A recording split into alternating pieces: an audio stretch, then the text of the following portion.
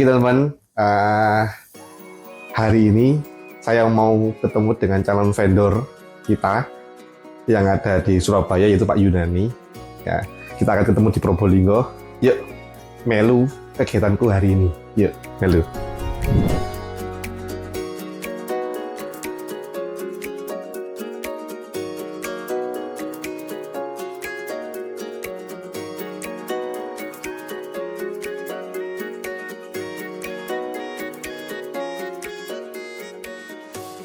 Oke teman-teman, kita sekarang lagi dalam perjalanan ke Probolinggo. Kita hari ini dibarengi oleh Mbak Elin nih. Mbak Elin ini manajer kita, itu RM kita, relation manager kita. Terus ini Mbak Gum, content creator kita ini. Sama ini si Mas Ganteng, Mas Hadi, Mas Turki. Oke teman-teman, stay tune ya.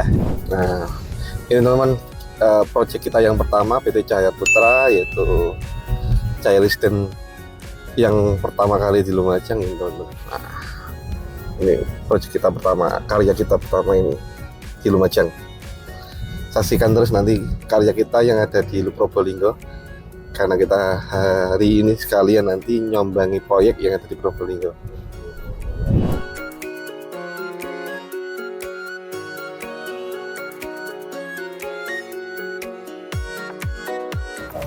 Oke teman-teman, kita udah nyampe di warung sate cempe Probolinggo. Nah, kita sambil nunggu Pak Yunani ini. Kita sambil pesen menu makanan yang ada di sini. Yang di sini pasti jual sate ya, karena nama warungnya sate cempe. Ini dia. Iya. Pak Yunani itu siapa, Pak? Oh ya, kamu belum tak kasih tahu ya? Iya.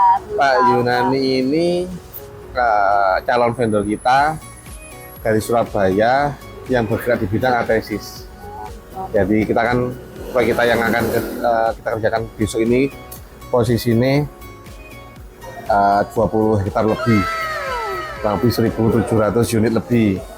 Nah, kemarin kita coba ke PDAM kan nggak ngatasi toh? Iya. Nah, nggak ngatasi. Terus mau nyoba ngebor per rumah juga terlalu dalam, biayanya mahal. Nah, kita coba cari informasi ke Pak Yunani ini, barangkali kita dengan Altesis kita bisa ngelola sendiri untuk spamnya, untuk pengelolaan airnya. Ya, itu yang bakal menjadi potensi satu, bisa menyuplai kebutuhan semua warga yang akan kita bangun, warga perumahan yang akan kita bangun. Yang kedua, itu juga menjadi peluang bisnis baru untuk kita, supaya nanti kita satu, untuk perizinan terpenuhi, yang kedua ada penghasilan baru dari Penghasilan baru ya. Nambah usaha lagi nih kita. Ya, itu teman-teman. Sendirian, Mas? Sendiri. Oh iya, masih muda ternyata ya. Kelihatannya, tapi umur saya sudah di atas 40 ya. Oh iya, alhamdulillah. Iya. Sorry, ini kita sambil konten ya. Iya. Loh, Pak Rohim ini apa sih, developer atau? Saya ini developer. Oh. Jadi developer perumahan. Proyeknya Lumajang Probolinggo. Ya, ini proyek baru kita, kemarin baru deklarasi untuk mau bangun suatu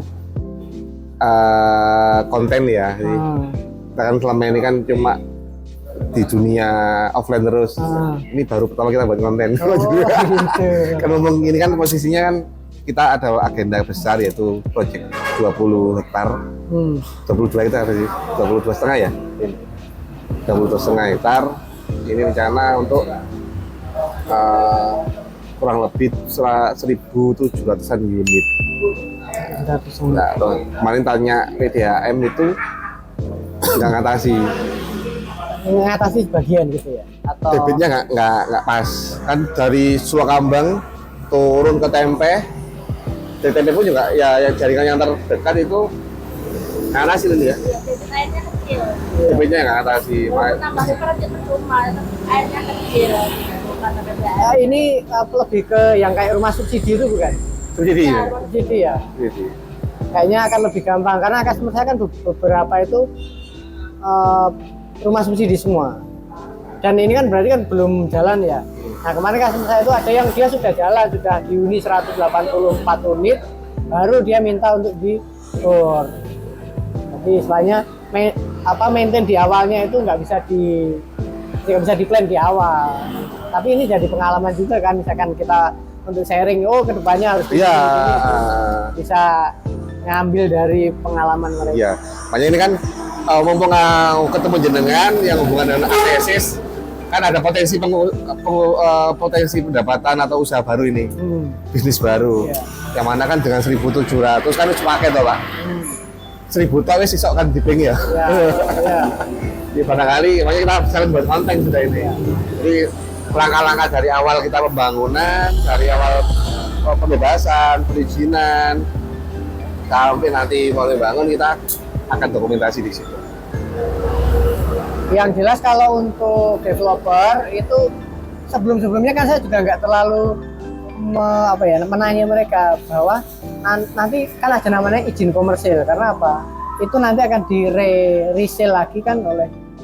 Jadi kalau PDM kan berarti sudah aman nih, berarti dia pasti memberikan izin. Pasti memberikan izin karena apa? Sejak November 2022 peraturan pemerintahnya kan berubah. PDAM akan menjadi penentu utama sumur bor itu bisa dilakukan atau tidak. Di daerah-daerah seperti Gresik itu yang direktur utamanya PDAM saklek, dia nggak akan mudah memberikan izin. Jadi kamu harus menggunakan PDAM saya dulu, kekurangannya baru kamu ngebor. Tapi kemarin PDAM nggak ngatasi kok. Ya sudah, berarti berarti itu sudah menjadi jalan aman untuk Pak Rohim melakukan pengeboran. Iya. Pak Yoni kita belum kenalan Pak Yoni. Gimana? Kita belum kenalan. Iya. Ya, Pak Yunani ini di mana rumahnya? Saya aslinya Jogja. Oh. Tapi sejak 2001 kerja di Surabaya. Di Gunung Anyar. Kemudian dapat istri orang Kediri, tapi domisili di Mojokerto. Jadi muter-muter. Tapi saat ini saya domisili di Surabaya, di Gunung Anyar. Oke. Gunung Anyar. Ini sudah berapa tahun di usaha pengeboran saya 2017. 2017 itu masih ikut orang. Oh gitu. Kemudian saya baru bikin CV saya sendiri itu 2019. Oh siap. 2019 itu baru jalanin sendiri CV. Sebelumnya ikut siapa? Namanya Karya Cendana Indonesia. Kalau daerah Lumajang non pegunungan itu istilahnya Pak Rohim mau butuh debit berapa nggak ada masalah. Ini bukan pegunungan. Bukan. Kalau saya lihat ini kan juga masuk. Ini malah Pak, lahan kering malah. Memang kelihatan kering, tapi di dunia geologi itu ada namanya peta cekungan air tanah. Jadi mungkin saya kasih bocoran untuk Lumajang ini kan sebetulnya, seperti ini misalkan ya, kalau mau dilihat kawasan yang berwarna putih ini dia non cekungan air tanah. Jadi misalkan nih punya lahan di sini di daerah Jember Timur, atau kalau di barat misalkan kayak di Pacitan, Blitar Selatan itu mau menemukan air itu was-was karena apa? Di situ bukan daerah cekungan air tanah, tapi kalau kita lihat di daerah Lumajang ini dia masuk cekungan air tanah ya. Jadi istilah dipastikan mau di Lumajang paling selatan atau Lumajang paling ya sini lah, Probolinggo lah ya. Itu untuk kebutuhan air berapapun insya Allah bisa terpenuhi. Apalagi misalkan di daerah di sini seperti tapi Lumajang agak ke ini berarti masuk ke sekitar ini ya Pasirian ke arah Malang. Itu malah ada potensi, jadi di sini ditunjukkan ada tanda panah ini potensi nanti kita ngebor airnya keluar sendiri. Tapi kira-kira kedalaman berapa kira-kira nanti? Nah, kalau bukan gunung. Sebentar saya cekkan, saya pernah geolistrik beberapa desa di Lumajang ya, saya lihatkan datanya. Salah satu desanya apa tadi namanya? Besuk. Besuk Besuk gitu. Ya. Kaliwungu sama Konsari. Ini lahan area pasir. Lumajang. Saya ambil untuk yang paling dekat Tegal Randu dengan Bence, paling dekat mana dari lokasi lahannya itu? Tegal Randu, saya nggak pernah dengar. Utara ini kayaknya, Lumajang Utara. Ini aja bisa saya contohkan satu. Nah, jadi nanti sebelum dilakukan pengeboran itu ada namanya geolistrik. Geolistrik itu nanti untuk mengetahui potensi sumber yang akan di area itu, yang akan dibor itu, kedalamannya berapa, debit yang bisa diambil berapa, terus tingkat kekerasan. Saya contoh ambil ini ya di Lumajang ini, mungkin meskipun beda tempat, beda ini ya, beda ini. Nah, kurang lebih nanti begini hasil data listriknya. Jadi dari kedalaman 0, kebetulan saya punya mesin itu hanya bisa deteksi sampai kedalaman 150. Tahu nih tadi ya. Nah, di kedalaman 0 sampai 150 itu nanti akan diketahui lapisan tanahnya itu terdiri dari apa saja. Kalau legendanya warna biru itu lapisan empuk, merah ini paling keras. Nah, nanti bisa dilihat perkiraan di kedalaman berapa kita bisa menemukan sumber. Misalkan nih kita akan ngebor sampai kedalaman, kita ngebor yang tidak ekstrim ya, kita ambil di 105 saja. Jadi warna kuning ini mungkin masih bisa ditembus dengan mesin kecil gampangnya ya. 105 itu nanti akan dapat debit berapa. Nah, di sini kan ada semacam celah-celah ya, kayak seperti apa? Rekahan. Nah, di sini adalah nanti potensi air yang bisa kita ambil.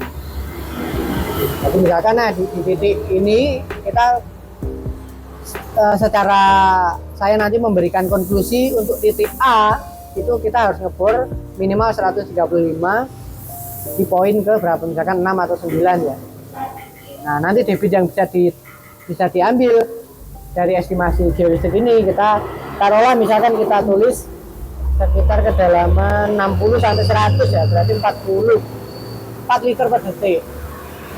Jadi nanti ada hitung-hitungan secara kasar dari hasil geolistrik itu akan debit yang bisa kita ambil itu berapa kubik per jam atau berapa liter per detik. Nah, nanti dihitung dengan misalkan nih kita sudah side plan-nya untuk 2000 unit. 2000 unit ini nanti membutuhkan berapa kubik per jam sih untuk produksi setiap harinya. Oke, siap. Yang jelas nanti geolistrik ini pasti dibutuhkan. Karena apa? Ini meskipun pengobornya nanti dari kota manapun, dia pasti panduannya geolistrik. Tapi jangan sudah bisa melayani sekalian sama ngebornya kan? Ada. Undang jenengan hari ini itu ada 2 opsi. Saya biasanya saya developer kecil sebenarnya. Kami itu baru berdiri 2019. Sampai sekarang berarti berapa tahun? Hampir 5 tahun ya. Hampir 5 tahun. Kita biasanya 5.000, 6.000 meter persegi biasanya 60 unit, 50 unit. Ini baru langsung besar langsung. Jujur Pak, biayanya kan gede. Iya. Biayanya gede, tanah yang mahal, cuma kita nekat. Ini bondo nekat aku ya tadi. Ini bondo nekat Pak. Ada 2 opsi. Yang pertama, kemarin harapanku kan PDAM bisa support, ternyata nggak bisa. Kalau PDAM bisa support kan kita mungkin biaya jaringannya aja yang berat di depan. Tapi next untuk SR-nya kan per unit. Isinya aja lah Pak. Bangun, jadi akad, pasang nyicil, ibarat nyicil. Udah nggak support, terus mau kita bangun bor per unit mahal jadinya. Nggak untuk kayak udah subsidi kan, biaya mahal. Nah, ini kita inisiatif Artesis. Kalau Artesis kan ada 2 manfaat toh. Yang pertama untuk kepentingan kawasan kita yang memang developer wajib menyediakan air bersih. Yang kedua Artesis kan kita dapat penghasilan dari situ karena kita kelola sendiri. Kalau dapat izin. Nah, makanya dengan kita Artesis, dengan ada potensi penghasilan ini, saya ke Pak Yunan ini 2 penawaran. Yang pertama kita minta tolong atau kita beli jasanya Pak Yunani secara full untuk bantu kita ngebor sampai nanti perizinan, perizinan ngebor sampai keluar, termasuk nanti konseling terkait jaringan dan lain-lainnya. Ibaratnya kita full tender ke Pak atau kita full borongan ke Pak Yunani. Yang kedua kita kerjasama. win-win solution. Jadi saya menyediakan lahan besar sebanyak itu, kita berpikir bahwa nggak mungkin air nggak dibutuhkan. Air itu kebutuhan pokok, kebutuhan utama. Nggak ada ceritanya orang nggak bakal nggak bayar untuk air, masih dibayar loh Pak, karena air masih butuh, nggak bakal nggak butuh, dan berapapun biasanya dibeli selama nggak terlalu mahal. Ini menjadi potensi penghasilan atau potensi pendapatan yang besar dan kontinu. Nah kita ada penawaran tadi 2 full kontraktor, cuma nanti ya full kontraktor ya tak nego habis-habisan ya.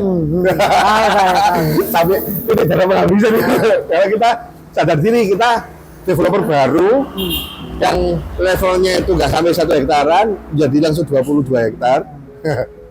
Biaya gede ya, akhirnya kita coba sharing ke Pak Yunan ini, bisa nggak nanti kita ada opsi yang win-win tadi itu kerjasama, nanti penghasilannya juga pendapatannya kita berhasil gitu.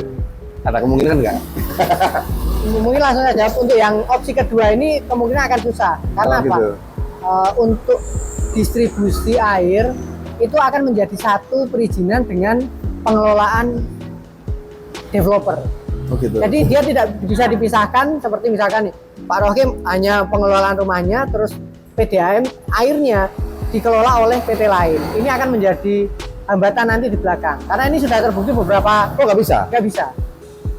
Karena apa? Nanti pengajuan perizinannya itu kan ada yang dimiliki oleh developer, ada yang tidak dimiliki oleh misalkan mau kerjasama dengan pihak ketiga. Nah pihak ketiga ini nggak akan bisa jalan.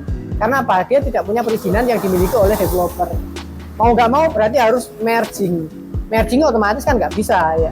Mengapain merging dengan Kalau ini kita bangun perusahaan baru yang pengurusnya ada PT kita juga di dalamnya. bisa? Nah itu. Bisa. Nah nanti Jenengan TV. Ini kita bangun perusahaan baru. Di dalamnya CV-nya jenengan, pengurus intinya sama sepertinya PT tidak saya. bisa kalau berbeda. Yang di dia satu PT dikelola sendiri, tapi induk utamanya itu PT yang lain. Tapi yang ngelola itu dia yang mempunyai tanggung jawab atas coupling yang dia jual.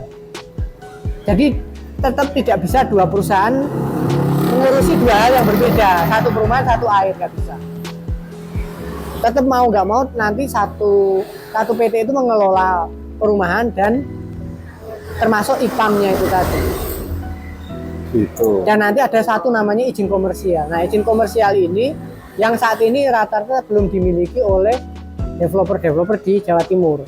Saya ada sekitar mungkin 10 developer yang dia tidak mempunyai izin komersial, tapi dia sudah menjual ke rumah-rumah, ke SR-nya. Padahal ini sebenarnya dilarang. Tapi balik lagi ke apa? Ke kebijakan kabupaten kota yang mempunyai kewenangan itu.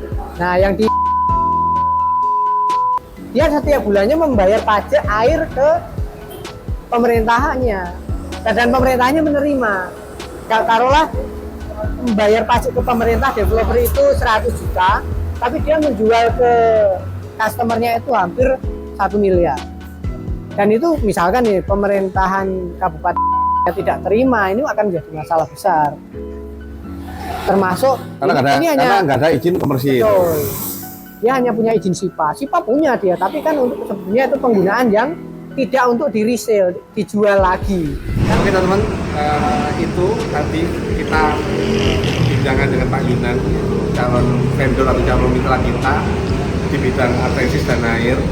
Jadi semoga yang kita bahas tadi bermanfaat dan semoga Pak Yunan dan keluarga makin sukses dan bisa menjadi bagian dari kita semuanya. Kita bisa berkolaborasi, berbisnis bareng, mensejahterakan banyak dari usaha-usaha kita. Mungkin Pak Yunan. Ya mungkin ini juga menjadi pengalaman penambahan ilmu saya kan di bidang kontraktor yang hanya murni kontraktor. Ini akan menjadi bagian dari kerjasama dengan kontraktor lain juga. Jadi akan menjalin hubungan kerjasama di luar yang murni saya sebagai kontraktor. Semoga bisa akan menjadi ilmu baru. Oke, makasih Pak Iran. Terima kasih. Sampai ketemu lagi. Terima kasih. Sampai ketemu. Hai guys, yuk tunggu channel kita berikutnya ya. Tunggu konten kita berikutnya. Ayo, makasih. Assalamualaikum.